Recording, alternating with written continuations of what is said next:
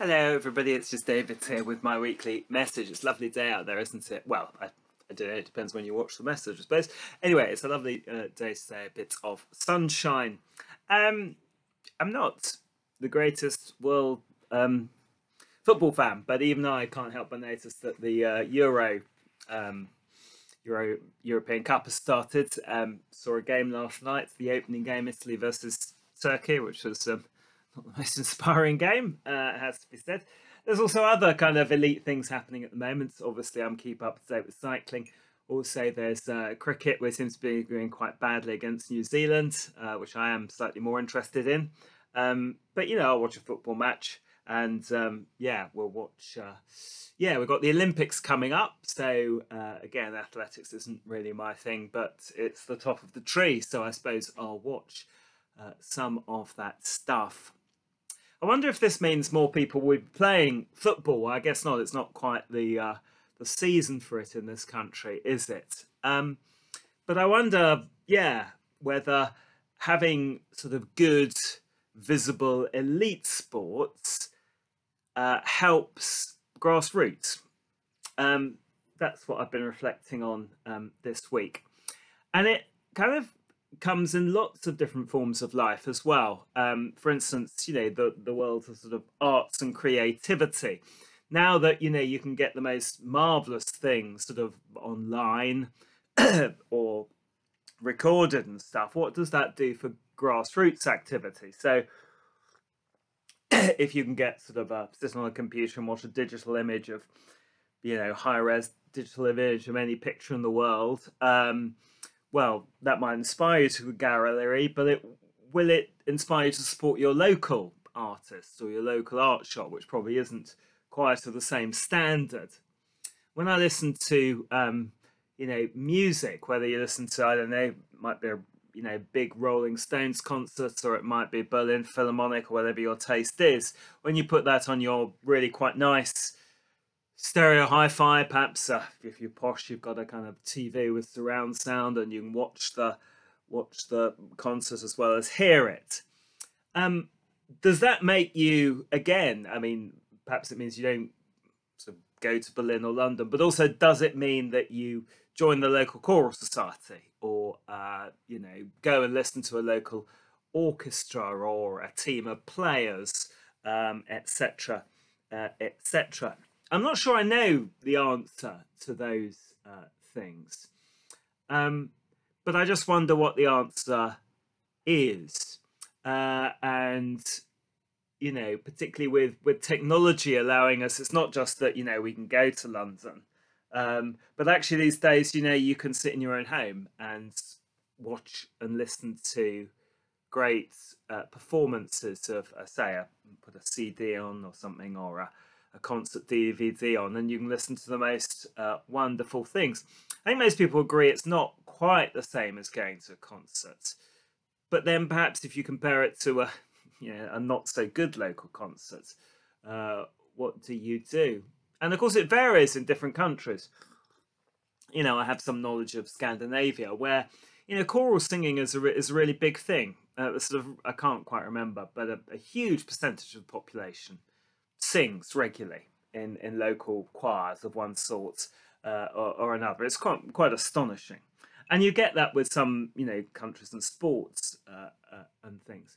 I think probably, to be honest with you, we're quite bad at it in this country, and I think probably, to be honest, it has declined. I think probably support for local sports and sort of arts and choirs and stuff has slightly gone down in the last 50, 60 years, as far as I'm, my lifetime.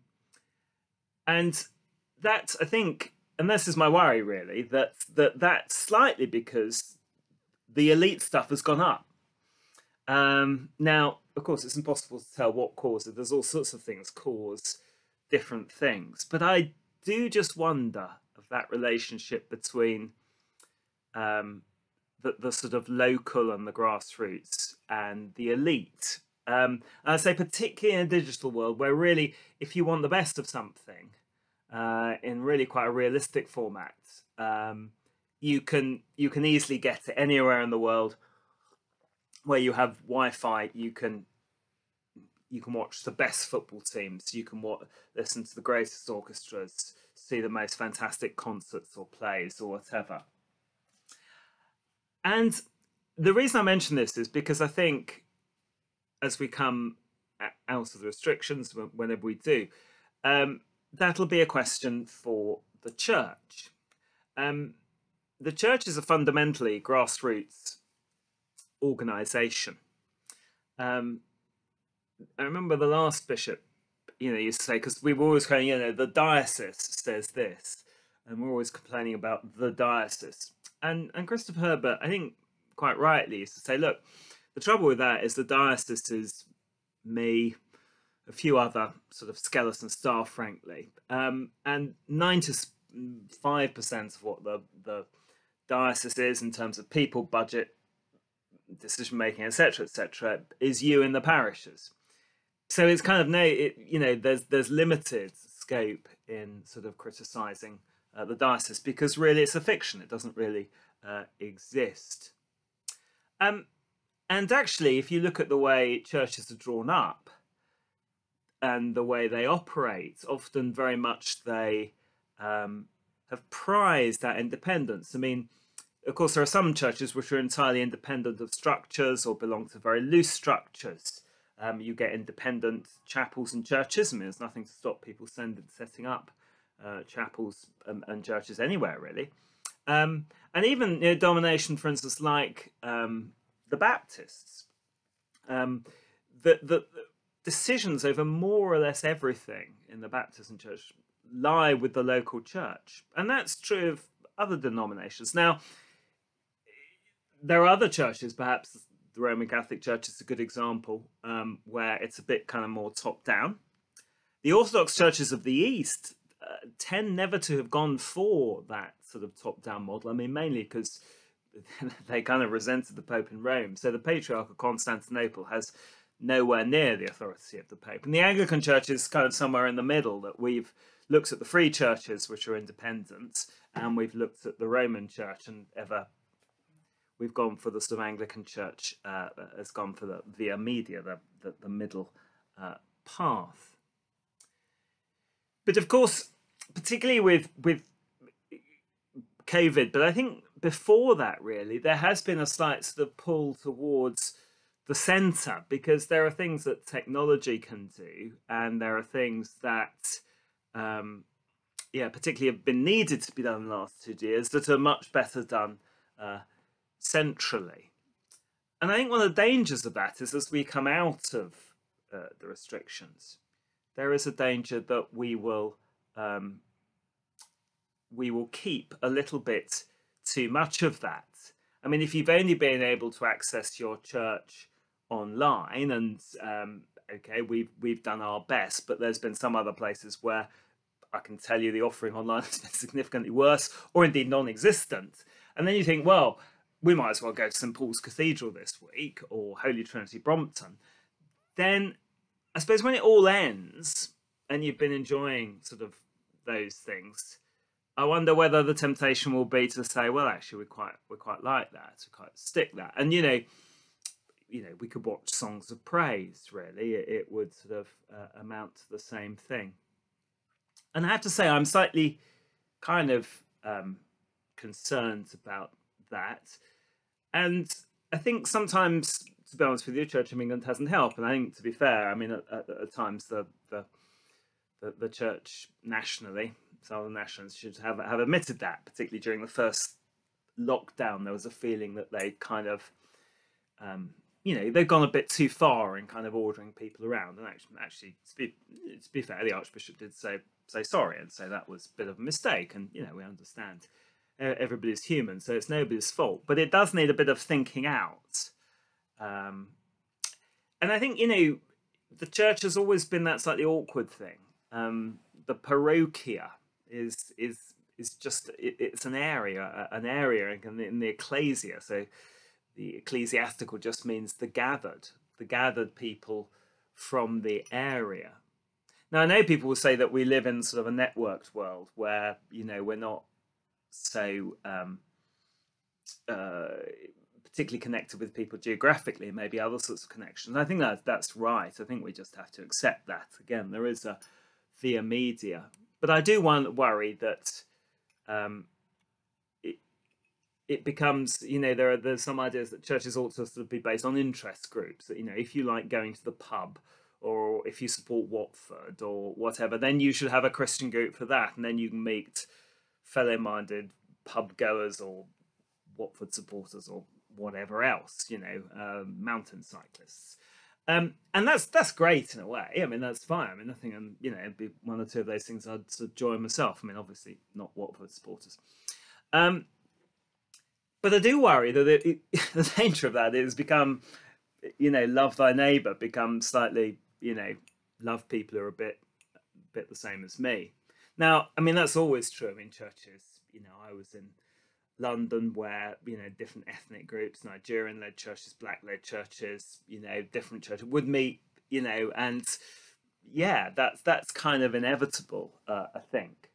But I do sort of worry if that goes too far, if it's encouraged, because it does seem to me that loving your neighbour, particularly if it's the ones who just happen to live around you, who perhaps you wouldn't naturally warm to, is perhaps more what Christianity is about than sort of finding a network of people that you already have a load of stuff in common with and sharing a life with them.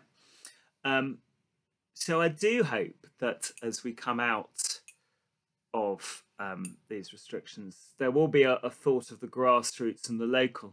And of course, it is the way actually the Church of England, I mean, and it is an Anglican vision, I admit that, but of course, it's the way the Church of England has operated, our strength. I mean, we were rural, and as I drive around, as I do the villages of Norfolk, which are much more sort of dispersed than round here, I mean, they're very small communities, they have very small churches, but really the people who go there, probably aren't going to drive 15 miles, and there's very little public transport on a Sunday to go to a church in the town. So they stick in those sort of small little churches. And actually, the Anglicans are the only churches there. I mean, the villages I've been in, there's been one or two Methodist chapels, most of which have been converted, in the time that I've owned a house there. So, really, I mean, look round those churches in particular, but many other parts of the country, Anglicanism is the only presence in nearly all of those villages for large parts of the country. Now, of course, when you come to towns, actually, other denominations do rather better. And what tends to happen is they're set up in the town centre and they gather people in who like that sort of thing. And so actually, very often you find town centre churches, actually the Anglican church struggles, frankly. Or there's one big Anglican church, which kind of draws lots of people in. And then actually the other denominations all kind of do their best, appeal to their kind of, market, as it were. So it's a different dynamic, but I do worry particularly that, if we don't support the grassroots, particularly in the rural areas where the Anglican Church is strong, but perhaps also rather poor and under-resourced, actually we will lose something from that Anglican vision of a presence in every community, which I think was one of the better slogans that the Anglican Church came up with. So I hope the Anglican Church does think about that. And of course, it's a bit like the choirs and the football teams, etc., etc. I mean, we are very worried about numbers in the church at the moment, and understandably, because kind of, we're in decline and we need to, that's not good. We need to reach people with the gospel, with the good news. My worry is that by saying, these are the good, big, successful churches, what may happen is that actually, yes, we will build lots of bigger churches, lots of sort of Manchester United's, Liverpool's, but actually the championships and league divisions 4 and whatever it is, will be sort of, will disappear. Now, we're not like football. It's not sort of, we've got great, big, the biggest clubs in the world, but nobody's playing in the local park. There's no more benefit in a Christian who goes to St Paul's Cathedral than in little piddling on the marsh.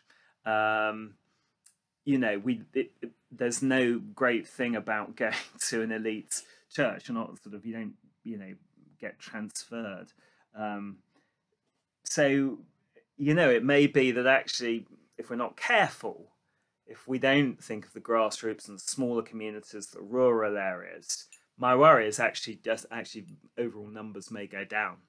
And there may be stories of big churches growing, as indeed there are. But my worry is that actually, in the end, the net number of people we reach with this good news will go down.